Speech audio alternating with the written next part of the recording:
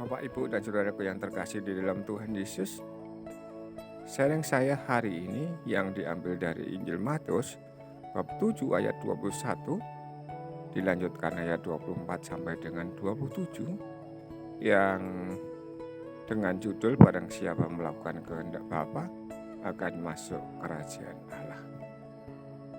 Bapak, Ibu, dan saudaraku yang terkasih di dalam Tuhan Yesus, seperti biasanya saya akan memotong-motong perikop ini supaya saya bisa men-sharingkan lebih jelas lagi, supaya setiap kita bisa memahaminya secara utuh. Pada suatu ketika Yesus bersabda kepada murid-muridnya, "Bukan setiap orang yang berseru kepadaku, Tuhan, Tuhan, akan masuk kerajaan surga, melainkan dia yang melakukan kehendak Bapa-Ku di surga." Bapak, Ibu, dan saudaraku yang terkasih, para katekis yang saya hormati, bukan setiap orang, artinya tidak semua orang yang berseru kepada Tuhan Yesus dengan kata Tuhan, Tuhan, lalu akan masuk ke dalam kerajaan surga. Bapak, Ibu, dan saudaraku yang terkasih, kita tahu bahwa si jahat itu percaya kepada Tuhan Yesus. Si jahat itu takut kepada Tuhan, tetapi mereka tidak mengasihi Tuhan. Lalu apa? Lalu tidak melakukan apa yang diinginkan Tuhan. Perhatikan pada bagian ini. Itu kalau si jahat. Nah, kalau manusia, bukan setiap orang. Ini kan orang, bukan setiap orang. Lalu adakah orang yang mengatakan Tuhan, Tuhan itu saja? Ya, mungkin ada. Di dalam Injil juga sudah dikatakan ada orang-orang yang mengusir setan ataupun menyembuhkan orang, tetapi menggunakan nama Tuhan Yesus, dan mereka tidak satu golongan dengan para murid. Lalu apa yang dilakukannya? Bagaimana? Tuhan hanya mengatakan kalau mereka sedang berpihak pada kita, berarti bukan musuh kita. Itu nanti mungkin akan dijelaskan pada bagian lain. Tetapi yang jelas adalah tidak semua orang yang berkata-kata Tuhan, Tuhan kepada Tuhan Yesus, melainkan dia yang melakukan kehendak Bapa-Ku di surga. Tuhan Yesus tidak mengatakan kehendakku, tetapi kehendak Bapa-Ku. Berarti harus ada pengertian, pemahaman bahwa Tuhan Yesus dan Bapa memberikan firman-Nya kepada Tuhan Yesus. Ini harus dipastikan, harus dijelaskan secara utuh. Ya, tidak ada seorang pun yang telah melihat Bapa, tetapi Tuhan Yesus itulah pernyataan Allah Bapa itu. Apa yang kita dengarkan dari Tuhan Yesus, itu kita mendengarkan dari Bapa. Selanjutnya, Bapak, Ibu, dan saudaraku yang terkasih, semua orang yang mendengar perkataanku dan melakukannya, ia sama dengan orang bijaksana yang membangun rumahnya di atas batu. Kemudian turunlah hujan dan datanglah banjir, lalu angin melanda rumah itu. Tetapi rumah itu tidak roboh sebab dibangun di atas batu. Ini bagian yang pertama. Perumpamaan yang pertama, yaitu semua orang yang mendengar perkataanku dan melakukannya. Ini sama dengan orang yang membangun rumahnya di atas batu. Itu. Lalu ini kemudian itu ada turunlah hujan, datanglah banjir, lalu angin melanda rumah itu.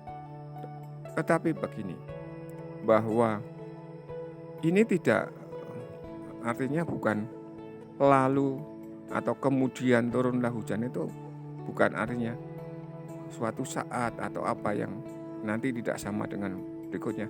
Itu pasti turun hujan dan pasti datang banjir. Itu sebuah kepastian, tetapi di sini dikatakan kemudian turunlah hujan dan datanglah banjir.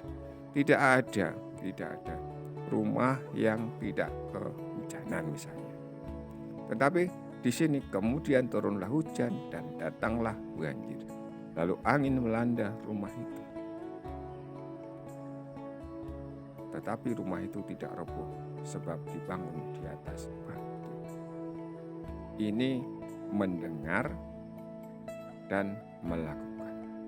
Lalu Bapak, Ibu, dan Saudaraku yang terkasih, para katekis yang saya hormati, orang bisa mendengar ya karena ada pemberitaan.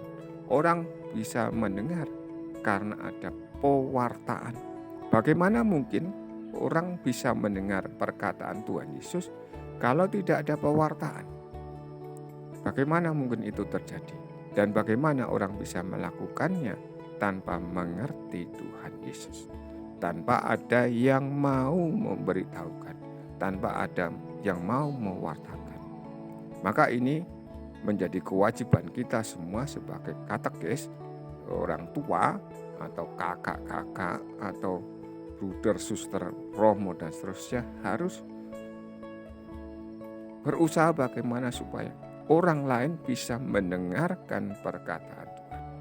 Itu tidak saja kepada kita yang sudah percaya dibaptis kepada Tuhan Yesus supaya semakin mendalam imannya, tetapi terlebih juga bagi mereka yang belum mengimani, belum bersama-sama dengan kita menjadi satu gereja.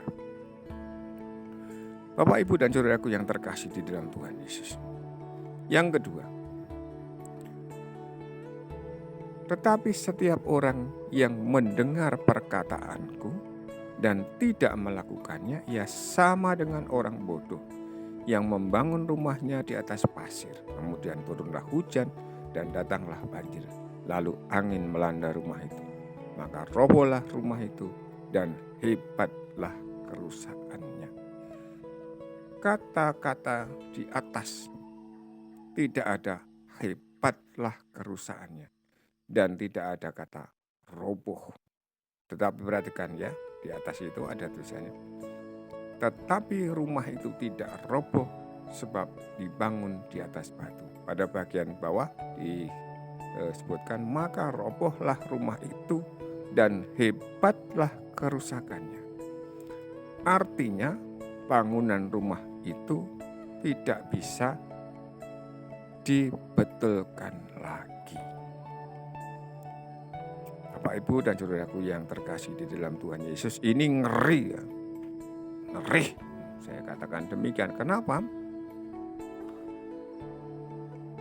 Kalau orang lain tidak mengerti, tidak paham dengan perkataan Tuhan Yesus, firman Tuhan Yesus yang ada di Alkitab itu, yang ada dalam pewartaan gereja, lalu mereka meninggal, lalu mereka tidak melakukannya, bagaimana?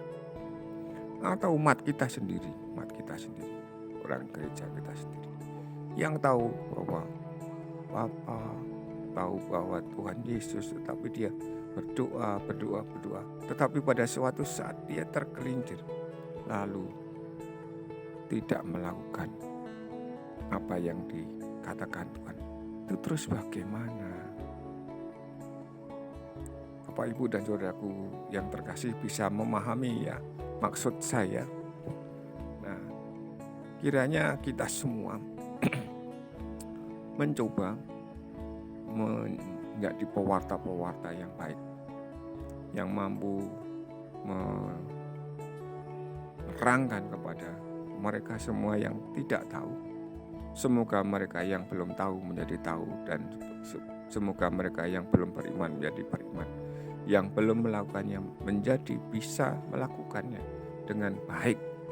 Lalu diartikan di sini orang yang mendengar dan yang melakukan. Karena kata mendengar itu kalau dalam bahasa Jawa bisa jadi krungu itu hanya mendengar saja.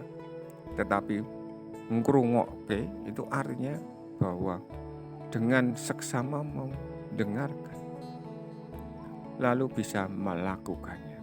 Namun demikian Bapak Ibu dan Saudaraku yang terkasih, dikatakan pada bagian bawah itu hebatlah kerusakannya, maka orang itu tidak bisa masuk ke dalam kerajaan surga. Wis ora iso didandani, tidak bisa dibetulkan lagi. Amin Bapak Ibu dan Saudaraku yang terkasih, berkah dalam